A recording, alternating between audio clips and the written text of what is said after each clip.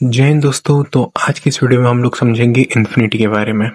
और मैं दावे के साथ कह सकता हूँ, अगर आप मेरे साथ इस वीडियो के अंत तक के बने रहते हैं तो डेफिनेटली आपका मैथ्स को देखने का नजरिया तो बदलेगा ही बदलेगा, उल्टा आपको बहुत मजा भी आएगा। तो चलिए बिना किसी देरी के इस वीडियो को स्टार्ट करते हैं।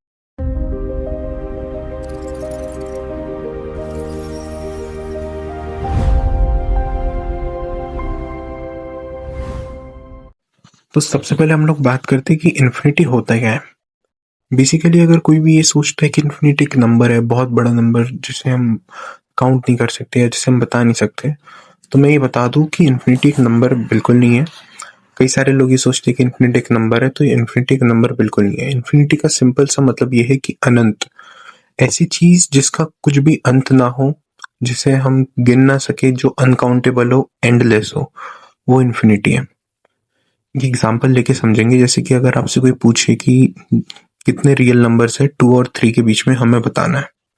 कई लोग बोलेंगे 2.001, कई लोग बोलेंगे 2.00001। तो ऐसे अनकाउंटेबल, मतलब हम गिनते जाएंगे, नंबर्स खत्म नहीं होंगे, इतने सारे नंबर्स हैं हमारे पास में।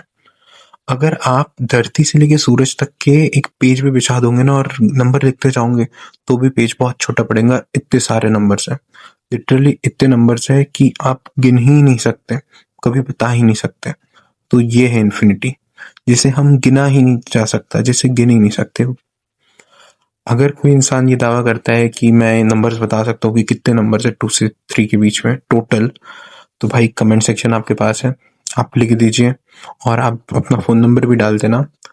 अगर आपका आंसर सही होता है तो आप जितना पेमेंट बोलेंगे मैं गारंटी उतना पेमेंट कर दूंगा। अब हम आगे बात करते हैं कि इन्फिनिटी तक के क्या पहुंचा जा सकता है। कई सारे इस पे थ्योरीज बनी है, कई सारी थ्योरीज सही साबित हुई, कई सारी गलत साबित हुई। मेरी क्या अंडरस्टैंडिंग है वो मैं आपको बताता हूँ। मैं ये मानता हूँ कि इन्फिनिटी पे पहुंचना इम्पॉसिबल है, और मैथ्स भी यही कहते हैं कि इन्फिनिटी पे नहीं पहुंचा जा सकता। ऐसा इसलिए क्योंकि अगर हम इन्फिनिटी तक के पहुंच भी जाए ना, तो हम एग्जिस्ट ही नहीं कर सकते। इन्फिनिटी तक के अगर पहुंचा जाएगा तो कोई भी चीज एग्जिस्ट कर ही नहीं सकती। ऐसा मैं इसलिए कह रहा हूँ क्योंकि हम एक एग्जाम्पल समझते हैं। आइंस्टाइन साहब ने हमें बहुत प्यारी सी थ्योरी दी थी, थ्योरी ऑफ रिलेटिविटी, जिसमें उनने वेरिएबल मास का भी कॉन्सेप्ट बताया था। वेरिएबल मास की इक्वेशन कुछ ऐसी है कि m equals to M not divided by root of 1 minus V square by C square, जहाँ पे एम नॉट जो है वो हमारा रेस्ट मास है, और वी जो है हमारी वेलोसिटी, और सी जो है हमारा लाइट की स्पीड है, स्पीड ऑफ लाइट। तो एक समय के लिए मान लेते हैं कि हम इनफाइनाइट वेलोसिटी तक के पहुंच गए, हमने इनफाइनाइट वेलोसिटी अटेन कर ली। तो उसको इस इक्वेशन में पुट करके देखते हैं। इनफाइनाइट वेलोसिटी पुट करने के बाद में हमारी इक्वेशन कुछ ऐसी बन जाएंगी कि M not divided by root of 1 minus infinite by C का होल स्क्वायर। अब इन्फाइनाइट बाय सी का स्क्वायर भी तो इन्फाइनाइट ही होगा, तो इक्वेशन हो जाएंगी M not divided by root of 1 minus infinite, जो कि हो जाएगा M not divided by root of -1 into infinite. तो बेसिकली रूट ऑफ -1 हमें पता है कि ये आयोटा होता है, जो कि एक इमेजिनरी नंबर है। तो इसकी वजह से हमारी जो पूरी इक्वेशन है वो इमेजिनरी बन जाती है। दैट मीन्स कि हमारा जो मास है वो भी इमेजिनरी है। तो इससे ये साबित होता है कि इनफाइनाइट पे अगर हम पहुंचते हैं तो हमारा जो मास है वो एग्जिस्ट ही नहीं करेगा, मतलब एग्जिस्ट कर ही नहीं सकता, क्योंकि वो इमेजिनरी हो गया है। तो इससे आई होप कि आपको थोड़ा सा नॉलेज मिला होगा, बेसिक आपकी अंडरस्टैंडिंग क्लियर हुई होंगी कि इन्फिनिट पे क्यों नहीं पहुंचा जा सकता। आप में से कई सारे लोगों ने बचपन में सैन एंड्रियास गेम भी खेला होगा। तो उसमें हम मैप में एन देखते थे, जो कि नॉर्थ को रिप्रेजेंट करता था। आप में से सभी लोगों ने, जिनने भी वो गेम खेला है, एक ना एक बार तो वहां पे जाने की कोशिश करी होगी। बट हम जितना उसके पास जाते थे उतना वो हमसे दूर जाता था, मतलब हम जितनी कोशिश कर ले हम कभी उस पर पहुंच ही नहीं सकते थे, क्योंकि वो सिर्फ एन जो है रिप्रेजेंटेशन है कि हम नॉर्थ डायरेक्शन में जा रहे हैं। हम वो एन पे पहुंच सकते थे क्या? नहीं, हम कभी नहीं पहुंच सकते थे, क्योंकि बस वो एक नोटेशन है। वैसे ही इन्फिनिटी भी सिर्फ एक नोटेशन है, कोई भी बहुत लार्ज क्वांटिटी को रिप्रेजेंट करने के लिए। क्या इन्फिनिटी पे पहुंचा जा सकता है? जैसे कि हम गेम में एन तक की कभी नहीं पहुंच पाए, वैसे ही इन्फिनिटी तक की कभी भी नहीं पहुंचा जा सकता, क्योंकि इन्फिनिटी सिर्फ और सिर्फ एक नोटेशन है to represent a very large quantity, a very large number. I hope कि आपकी अंडरस्टैंडिंग अब थोड़ी सी क्लियर हुई होगी। अब हम जानने वाले इन्फिनिटी के बारे में from limits point of view. दरअसल जब तक कि हम क्लास 10th में पढ़ते हैं तो हम एक चैप्टर पढ़ते हैं, ray optics, reflection and refraction of light basically उसे बोला जाता है। उस चैप्टर में जब हम फोकल लेंथ निकालते हैं मिरर की या लेंस की, तो कई बार क्वेश्चन में दिया रहता है कि very far from the lens, तो उसे हम इनफाइनाइट डिस्टेंस पे मानते हैं। तो हम 1/v की जो वैल्यू पुट करते हैं वो हम 0 पुट कर देते हैं, यानी कि बेसिकली 1/u जो हम पुट कर रहे हैं वो 1/इनफाइनाइट इक्वल्स टू हम 0 लिखते हैं। अब बेसिकली 10th क्लास की अप्रोच के हिसाब से ये बिल्कुल सही है, लेकिन क्योंकि अब हम 11th में है, 12th में है, जी की तैयारी करी, हमने लिमिट्स चैप्टर के बारे में पढ़ा है, तो हम ये जानते हैं कि हम 1/इनफाइनाइट को 0 नहीं लिख सकते। वो टेंडिंग टू 0 है, वो एग्जैक्ट 0 नहीं होता है। बेसिकली होता क्या है कि हम 1/इनफाइनाइट को 0 इसलिए लिखते हैं क्योंकि हम जब लिमिट पुट करते हैं तो 1/इनफाइनाइट की लिमिटिंग वैल्यू है 0। जैसे कि limit x tends to infinite, 1/x की जो वैल्यू है वो 0 है, ना कि 1/इनफाइनाइट इक्वल्स टू 0। 1/इनफाइनाइट जो है सिर्फ और सिर्फ अप्रोच कर रहा है 0 की तरफ, वो एग्जैक्ट 0 नहीं है।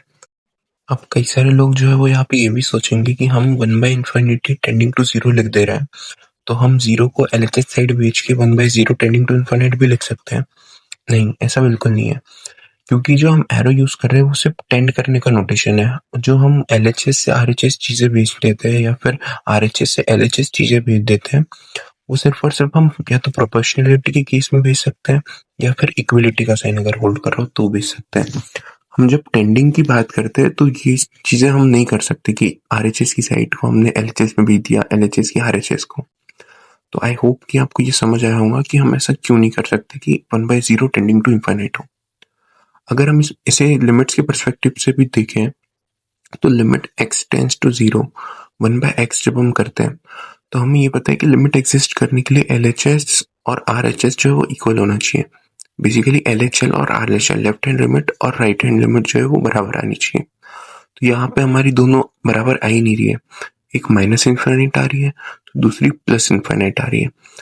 और उसके बाद भी एक बात और ये कि अगर हम बात करें कि limit x tends to 0 1/x² की, तो यहाँ पे LHL और RHL जो है वो दोनों इक्वल तो आ रहा है इन्फिनिटी के बराबर, बट क्या वो एक फाइनाइट वैल्यू आ रही है?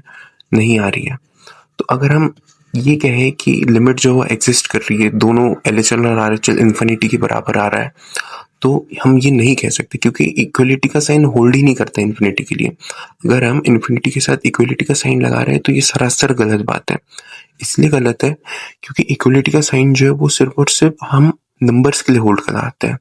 कोई भी नंबर, कॉम्प्लेक्स नंबर भी अगर हो तो हम वहाँ इक्वलिटी का साइन होल्ड कर सकते हैं, लेकिन इन्फिनिटी एक नंबर नहीं है तो हम उसकी जगह पे इक्वलिटी का साइन नहीं लगा सकते। इसलिए भी हम ये नहीं कह सकते कि लिमिट की वैल्यू जो है वो इनफाइनाइट आती है, ऐसा पॉसिबल नहीं है। चलो ठीक है, अगर हम ये मान लेते हैं कि हम इन्फिनिटी के लिए इक्वलिटी का साइन होल्ड भी करा देते हैं फॉर एट सम टाइम, तो हमारी इक्वेशन कुछ ऐसी बन जाएंगी कि limit x tends to 0 1/x² equals to infinite. क्योंकि मैंने इनफाइनाइट के लिए इक्वलिटी का साइन होल्ड करा है इसलिए ये इक्वेशन हम सही बोल रहे हैं, पर तब भी ये इक्वेशन अभी भी गलत रहेगी, इसलिए क्योंकि हम सभी जानते हैं कि LHL और RHL तो इक्वल होनी ही चाहिए, साथ ही साथ वो दोनों एक फाइनाइट क्वांटिटी होनी चाहिए। फाइनाइट क्वांटिटी तो बेसिकली एक नंबर ही हो सकता है ना, इन्फिनिटी क्या एक फाइनाइट क्वांटिटी हो सकती है? बिल्कुल नहीं। तो इसलिए अभी भी ये इक्वेशन जो है वो गलत है, और इसलिए हम ये कंक्लूजन पे आते हैं कि हम इन्फिनिटी के साथ में इक्वलिटी का साइन लगा ही नहीं सकते। तो आई होप कि आपको ये कॉन्सेप्ट क्लियर होगा।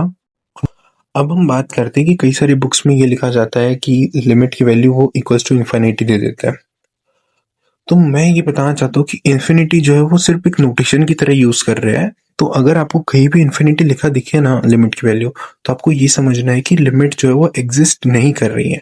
इसका मतलब ये नहीं कि लिमिट की वैल्यू इन्फिनिट हो गई है। कोई भी लिमिट की वैल्यू इन्फिनिट कभी हो ही नहीं सकती, क्योंकि लिमिट की वैल्यू जो है ना वो एक फाइनाइट क्वांटिटी आती है हमेशा, और इन्फिनिट जो है वो फाइनाइट नहीं है। इस वजह से जो लिमिट की वैल्यू एग्जिस्ट नहीं करेगी। तो कहीं भी अगर आपको इन्फिनिटी मिले लिमिट की वैल्यू, तो आपको ये समझना है कि वो लिमिट एग्जिस्ट नहीं करती। इसका मतलब ये नहीं कि उसकी वैल्यू इन्फिनिट हो गई, वो बेसिकली सिर्फ एग्जिस्ट नहीं करती। अब इन्फिनिट पे इतनी सारी बातें करने के बाद में आई होप कि इन्फिनिट को देखने का आपका नज़रिया ज़रूर से बदला होगा, और जो हम मिस्टेक्स करते आते हैं कि जैसे 1/इन्फिनिट को हम लोग इक्वल्स टू 0 लिख देते हैं, तो आई होप कि आपको ये सारी चीज़ें क्लियर हुई होंगी कि ये असलियत में होता नहीं है। वो हमने मान लिया है कि वो इक्वल्स टू 0 है, बट असलियत कुछ और ही है। तो अब हम बात करते हैं इन्फिनिटी की कुछ प्रॉपर्टीज़ के बारे में दोस्तों। सबसे पहली प्रॉपर्टी जो है वो है एडिशन प्रॉपर्टी। इनफाइनाइट में अगर हम कोई भी रियल नंबर x अगर ऐड करते हैं ना, तो वो नंबर भी हमेशा इनफाइनाइट को ही टेंड करता है। जैसे कि x प्लस इनफाइनाइट, वो नंबर भी इनफाइनाइट को टेंड करेगा। और x माइनस इनफाइनाइट अगर करेंगे तो माइनस इनफाइनाइट को टेंड करेगा। और अगर हम बात करें इनफाइनाइट प्लस इनफाइनाइट अगर हम करें, तो वो भी इनफाइनाइट को टेंड करता है। और अगर minus infinite plus minus infinite करे तो वो भी माइनस इनफाइनाइट की तरफ टेंड करेगा। और अगर इन्फिनिटी माइनस इन्फिनिटी की अगर हम बात करें, तो इसका जो है हम पूरा यहाँ पे आके कहानी पूरी बदल जाती है। इसलिए क्योंकि इन्फिनिटी माइनस इन्फिनिटी एक इंडिटरमिनेट फॉर्म है। इंडिटरमिनेट फॉर्म क्या होती है, आइए उसके ऊपर भी बात करते हैं अभी। तो सबसे पहले हम इन्फिनिटी माइनस इन्फिनिटी को हम दो हिस्सों में बांट देते हैं। सबसे पहला इन्फिनिटी 1 माइनस इन्फिनिटी 2, जिसमें इन्फिनिटी 1 और इन्फिनिटी 2 दोनों इक्वल है। तो अगर हम इन्फिनिट माइनस इन्फिनिट इस केस में करेंगे तो हमें इक्वल्स टू 0 मिलेगा। हम यहाँ पे इक्वलिटी होल्ड कर सकते हैं क्योंकि हमें एक फाइनाइट क्वांटिटी मिल रही है दोस्तों। लेकिन अगर दोनों इन्फिनिटी अलग है, infinity 1 and infinity 2 both are different, तो हम ये नहीं बता सकते कि इसकी एग्जैक्ट वैल्यू क्या होंगी। इसकी वैल्यू कुछ भी हो सकती है। तो बेसिकली यही से हम इंडिटरमिनेट फॉर्म के कॉन्सेप्ट पे आते हैं। इंडिटरमिनेट फॉर्म एक ऐसा फॉर्म होता है जिसकी कोई भी वैल्यू पॉसिबल हो सकती है। जैसे कि एक और इंडिटरमिनेट फॉर्म के लिए मैं एग्जांपल लूंगा कि 0/0। कई सारे लोग सीधे सीधे बोल देंगे कि 0/0 जो है वो अनडिफाइंड है। भाई, अगर हम लोग लिखते हैं कि 0 equals to x into 0, X कोई भी रियल नंबर है, तो हम ये भी लिख सकते हैं कि x इक्वल्स टू 0/0। तो आप x की कोई भी वैल्यू पुट कर दो तो 0/0 की तो कुछ भी वैल्यू हो सकती है। x इक्वल्स टू 40 हो सकता है, कि x इक्वल्स टू 60 हो सकता है, x कुछ भी हो सकता है। तो 0/0 की हमें ढेर सारी वैल्यू पॉसिबल है। तो इसका मतलब क्या है, 0/0 भी एक इंडिटरमिनेट फॉर्म है। हाँ, 0/0 भी एक इंडिटरमिनेट फॉर्म है क्योंकि इसकी ढेर सारी वैल्यू पॉसिबल है। बेसिकली हम लोग जब लिमिट्स पढ़ते हैं तो इसके बारे में हम लोग इन डेप्थ और पता करते हैं, बट तब भी मैं बेसिक नॉलेज आपको यहाँ पे दे दिया। अभी हम लिमिट्स में इसके बारे में और आगे पढ़ेंगे। मैं एक चीज बता देता हूँ कि 7 तरह के इंडिटरमिनेट फॉर्म हम 11th और 12th में मैथमेटिक्स में पढ़ते हैं। पहली जो है वो है 0/0, दूसरी जो है वो है इन्फिनिटी बाय इन्फिनिटी, तीसरी जो है वो है 0 इंटू इन्फिनिटी, चौथी जो है वो है इन्फिनिटी माइनस इन्फिनिटी, पांचवी जो है 1 टू द पावर इन्फिनिटी, छठवीं जो है वो है इन्फिनिटी टू द पावर 0, और सातवीं जो है वो है 0 टू द पावर 0। बेसिकली जो हम लोग ये बोलते हैं ना कि 0 इंटू एनीथिंग इक्वल्स टू 0, तो भाई 0 into any number equals to 0 ये कहना सही बात है, लेकिन 0 इंटू इन्फिनिटी अगर हम करते हैं तो ये नेसेसरी नहीं है कि वो 0 होगा। अगर कोई ये कह रहा है कि 0 इंटू इन्फिनिटी 0 ही है तो वो सरासर गलत बात है। आई होप कि अब आप कभी ये नहीं कहेंगे कि 0 इंटू एनीथिंग इक्वल्स टू 0। अब आपके शायद कॉन्सेप्ट क्लियर हो गए होंगे। तो अब हम आगे बढ़ते हैं और अब हम बात करेंगे दूसरी प्रॉपर्टी के बारे में, जो कि है मल्टीप्लिकेशन प्रॉपर्टी। बेसिकली कोई भी एक नंबर x अगर हम उसको इन्फिनिटी से मल्टीप्लाई करते तो हमारा जो नंबर जो हमें मिलता है वो भी इन्फिनिटी की तरफ टेंड करेगा, प्रोवाइडेड कि जो हमारा x जो है वो 0 नहीं होना चाहिए। तो बेसिकली हम लोग यहाँ पे ये लिखते हैं कि x belongs to r minus 0। अब यहाँ पे दो केस बनते हैं। x अगर पॉजिटिव रियल नंबर है तो x इंटू इन्फिनिटी करेंगे तो जो हमारा नंबर है वो पॉजिटिव इन्फिनिटी की तरफ टेंड करेगा। अगर हमारा x जो है वो एक नेगेटिव रियल नंबर है तो x इंटू इन्फिनिटी करने पे हमें वो जो नंबर मिलेगा वो नेगेटिव इन्फिनिटी की तरफ टेंड करेगा। बेसिकली हमने यहाँ पे x को 0 इसलिए नहीं माना है क्योंकि 0 इंटू इन्फिनिटी हमने अभी पढ़ा कि वो एक इंडिटरमिनेट फॉर्म होता है। तो आई होप कि आपको ये वाली प्रॉपर्टी भी अब क्लियर होगी। अब हम बात करेंगे इन्फिनिटी की लास्ट प्रॉपर्टी के बारे में, जो कि division property. Let suppose any real number x, अगर वो रियल नंबर x जो है वो नेगेटिव रियल नंबर है, तो अगर हम उसको इन्फिनिटी से डिवाइड करेंगे तो हमें जो रिजल्टेंट जो नंबर मिलेगा वो 0 नेगेटिव को टेंड करेगा।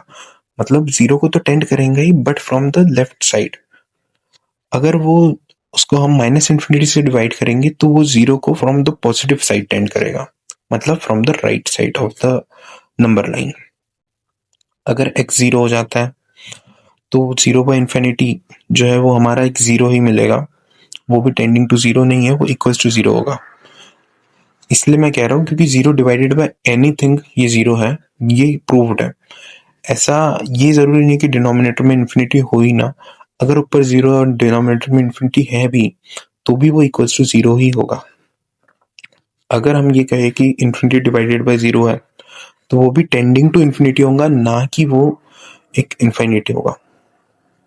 आई होप आपको यहाँ पे ये बात भी क्लियर होगी। अब अगर x जो है वो एक पॉजिटिव रियल नंबर है तो क्या है, अगर हम x को इन्फिनिटी से डिवाइड करेंगे तो वो जीरो को टेंड करेगा from the right hand side of the number line, यानी कि फ्रॉम द पॉजिटिव साइड। अगर हम उसको माइनस इन्फिनिटी से डिवाइड करेंगे तो वो जीरो को टेंड करेगा but from the left hand side, यानी कि from the negative side of the number line. अगर हम इन्फिनिटी को वो नंबर x से डिवाइड करेंगे तो वो भी इन्फिनिटी को टेंड करेगा from the left hand side to right hand side of the number line. I hope आपको ये सारी बातें क्लियर होगी। अब हम बात करते हैं कि इन्फिनिट और माइनस इन्फिनिट हमें कब मिलता है, जब हम वन को जीरो से डिवाइड करते हैं। अगर हम वन को जीरो से डिवाइड करते हैं और जीरो को हम टेंड कर रहे हैं from the right hand side of the number line, यानी कि वो जस्ट बड़ा नंबर है फ्रॉम जीरो, तो हमारा जो नंबर जो है वो हमें मिलेगा वो पॉजिटिव इन्फिनिटी की तरफ टेंड करेगा। अगर हम वन को जीरो नेगेटिव से डिवाइड करेंगे तो हमारा जो नंबर रिजल्टेंट है वो हम नेगेटिव इन्फिनिटी की तरफ टेंड करेगा। आई होप ये बात भी आपको अब क्लियर होगी। तो इसी के साथ में आज की इस वीडियो को हम लोग समाप्त करते हैं। आई होप कि मैथ्स को देखने का नजरिया आपका बदला होगा और जो हम कॉमन मिस्टेक्स करते हैं, आई होप कि वो डाउट सारे आपके क्लियर होंगे, सारी मिस्टेक्स जो है वो क्लियर हुई होगी। अगर वीडियो अच्छा लगा तो प्लीज वीडियो को लाइक करेगा। मिलते हैं आपसे अगले वीडियो में एक नए मैथ्स के कॉन्सेप्ट के साथ। तब तक के लिए जय हिंद, जय भारत।